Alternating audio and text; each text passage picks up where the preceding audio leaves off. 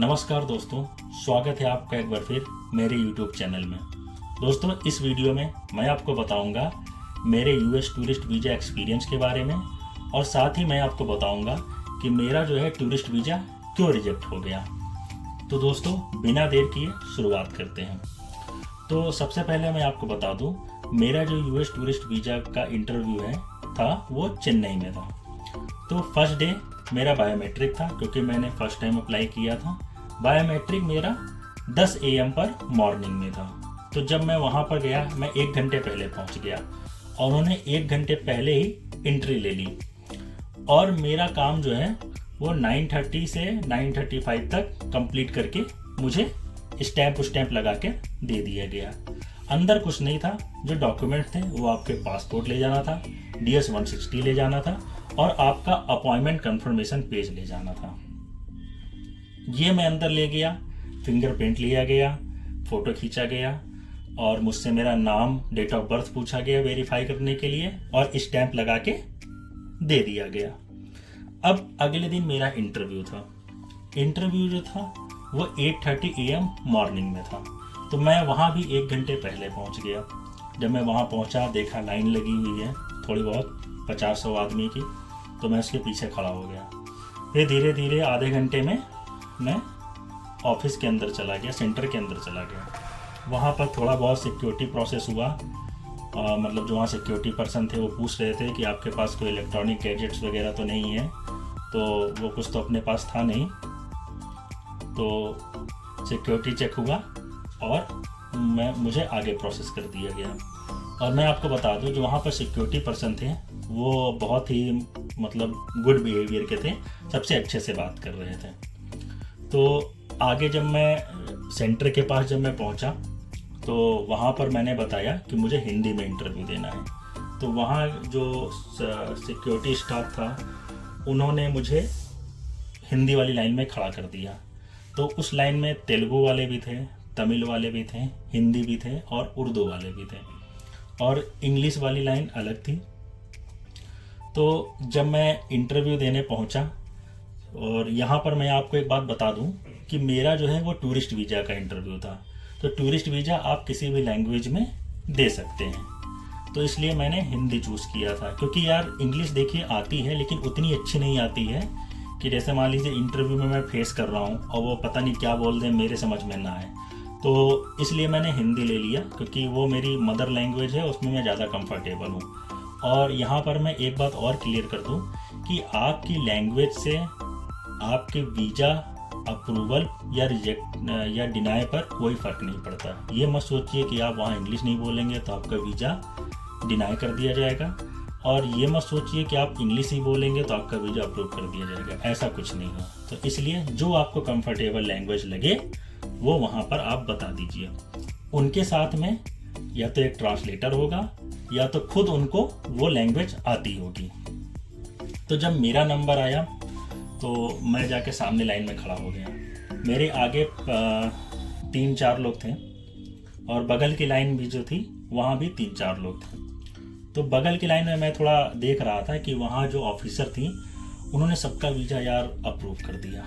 यहाँ तक कि मतलब जो ठीक से कम्युनिकेशन नहीं भी कर पाया उनका भी वीज़ा उन्होंने अप्रूव कर दिया। अब जो मैं बता दूं कि वो लेडीज़ मतलब यंग लेडी थी और सबसे अच्छे से बात कर रही थी। यहाँ तक कि जैसे किसी का मिसकम्युनिकेशन हो जाए, जैसे कोई उनकी बात ना समझ में आए तो दोबारा वो रिपीट भी बहुत अच्छे से कर रही थी। ऐसा नहीं कि मतलब बहुत ज़्यादा उब गई हो, या जैसा बताते हैं यूट्यूब में कि यार ध्यान से सुनना या फिर समझ में नहीं आएगा तो उब गई हो, तो ऐसा कुछ नहीं। उन्होंने बताया और सबका वीज़ा उन्होंने अप्रूव कर दिया। तो इससे थोड़ा कॉन्फिडेंस बढ़ा। लेकिन मेरी लाइन में क्या हुआ, मेरी लाइन में जो है मेरे आगे सबका वीज़ा रिजेक्ट हो गया। तो यार थोड़ा मैं नर्वस हो गया। तो मतलब सब नर्वस हो जाते हैं, थोड़ा मैं भी नर्वस हो गया। लेकिन जब मैंने इंटरव्यू को फेस किया तो मेरा इंटरव्यू में उन्होंने, जब मेरा नंबर आया तो उन्होंने मुझसे पहला सवाल पूछा कि आप अमेरिका क्यों जाना चाहते हैं। तो मैंने बताया कि मैं अमेरिका टूरिज़म पर्पज़ के लिए जाना चाहता हूँ। तो यहाँ पर मैं बता दूँ, वो एक ट्रांसलेटर बैठी थी, उन्होंने मुझसे पूछा था किस लैंग्वेज में, मैंने बताया हिंदी लैंग्वेज। तो वो मैम उनको इंग्लिश में बता रही थी, वो मुझसे पूछ रही थी हिंदी में। लेकिन इस दौरान मैम ने आई कांटेक्ट मुझसे भी बनाया हुआ था और वो ट्रांसलेटर से भी। तो उन्होंने पूछा कि आप अमेरिका क्यों जाना चाहते हैं, तो मैंने बताया टूरिज्म पर्पज़ के लिए जाना चाहता हूँ। फिर उनका अगला सवाल ये था कि आप क्या इंडिया से बाहर कहीं गए हुए हैं, तो मैंने बताया मैं जहाँ जहाँ गया हूँ कि मैम मैं ये कंट्री जा चुका हूँ। फिर कहा, उन्होंने कहा ओके। फिर उन्होंने पूछा आप किसके साथ ट्रैवल कर रहे हैं, तो मैंने बताया कि मैं अकेले ट्रैवल कर रहा हूँ। तो यहाँ पर मैं थोड़ा कंफ्यूज हो गया, इस जगह पर मैंने बता दिया कि मैं खुद पे कर रहा हूँ। तो उन्होंने कहा नहीं नहीं, ये क्वेश्चन नहीं है, क्वेश्चन मैं ये पूछ रही हूँ कि आप खुद ट्रैवल कर रहे हैं अकेले या ग्रुप के साथ हैं। तो मैंने बताया कि मैं अकेले ट्रैवल प्लान कर रहा हूँ। तो कहा ठीक है। फिर उन्होंने पूछा कि आप अमेरिका में कितने दिन स्टे करेंगे, मैंने बताया मैं 7 डेज स्टे करूँगा, 1 वीक। तो उन्होंने कहा ओके। तो यार मेरा इंटरव्यू यहाँ तक तो अच्छा चल रहा था। उसके बाद मैम ने ये पूछा कि आप इन 7 डे में कहाँ कहाँ घूमेंगे। तो मैंने उनको बताया कि मैं हॉलीवुड जाऊँगा, यूनिवर्सल स्टूडियो जाऊँगा, सेंटा मोनिका बीच जाऊँगा एंड डिज्नीलैंड जाऊँगा। तो मैम ने उसके बाद बोला no this is not possible in 7 days. तो ट्रांसलेटर ने मुझे बताया कि मैम कह रही हैं कि 7 डेज़ में ये 4 जगह पॉसिबल नहीं है घूमना। तो मैं थोड़ा सा मुस्कुराया, मैंने कहा कि मैम मेरे पास ट्रैवल आइटनरी प्लान है, मेरा डे बाय डे का प्लान है, आप मैम से कहिए तो मैं दिखाऊं। तो उन्होंने मैम से बताया, तो मैम ने मतलब माना ही नहीं, कहा कि वो ठीक है आपके पास प्लान है, लेकिन आप 7 दिन में 4 जगह नहीं घूम सकते हैं। फिर उन्होंने मुझे लेफ़्ट हैंड का फिंगर रखने के लिए बोला और मेरा वीज़ा जो है रिजेक्ट कर दिया, बोला कि आप नेक्स्ट टाइम ट्राई करिएगा। तो मैंने भी यार ज़्यादा फिर बहस नहीं किया, ठीक है। मैंने भी अपना पासपोर्ट कलेक्ट किया, ओल्ड और न्यू दोनों पासपोर्ट थे, कलेक्ट किया और मैम को थैंक यू बोला और फिर ये बोला कि आप लोग से बात करके बहुत अच्छा लगा। तो उन्होंने भी जवाब दिया, फिर मैं वहाँ से चला आया। अब मैं आपको बता दूं कि यार मुझे तो लगता है कि जो मेरा लास्ट क्वेश्चन था, मैंने आपको बताया कि 7 डेज़ में मैंने 4 जगह बता दी, वो शायद वीज़ा ऑफिसर के ना समझ में आया हो। मुझे तो यही लगता है कि इस वजह से मेरा वीज़ा जो है वो रिजेक्ट कर दिया गया। अब मैं यहाँ आपको बता दूं कि अगर आपका वीज़ा रिजेक्ट हो भी जाता है तब भी वहाँ आप गुस्से में मत रहिए।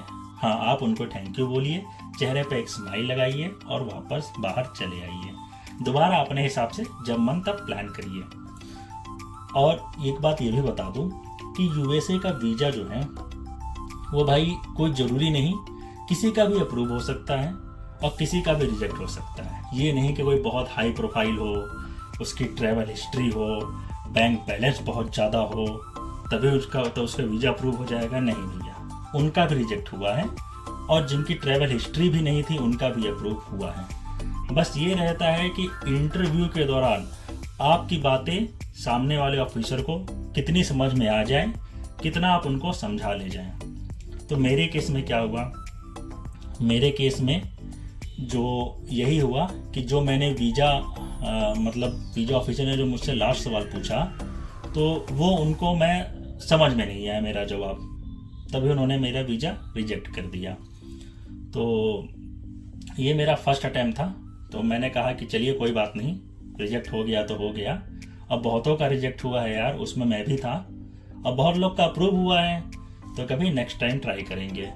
तो यहाँ पर मैं आपको बता दूँ कि स्टाफ, वीज़ा ऑफिसर और वहाँ के स्टाफ बहुत सपोर्टिव थे, कोई दिक्कत नहीं थी। आप अगर टूरिस्ट वीज़ा के लिए अप्लाई किए हो तो किसी भी लैंग्वेज में दे सकते हैं। अगर आपका वीज़ा रिजेक्ट हो जाता है तो आप दोबारा अप्लाई भी कर सकते हैं, लेकिन वहाँ पर आप कोई मिसबिहेव मत करिए किसी भी ऑफिसर से। तो बस इस वीडियो में इतना ही। अगर आपको इस वीडियो से अगर कुछ हेल्प मिलती है तो मुझे कमेंट बॉक्स में आप ज़रूर बताइएगा, और मिलते हैं एक नए वीडियो में एक नए कंटेंट के साथ। तब तक के लिए आप सभी को नमस्कार।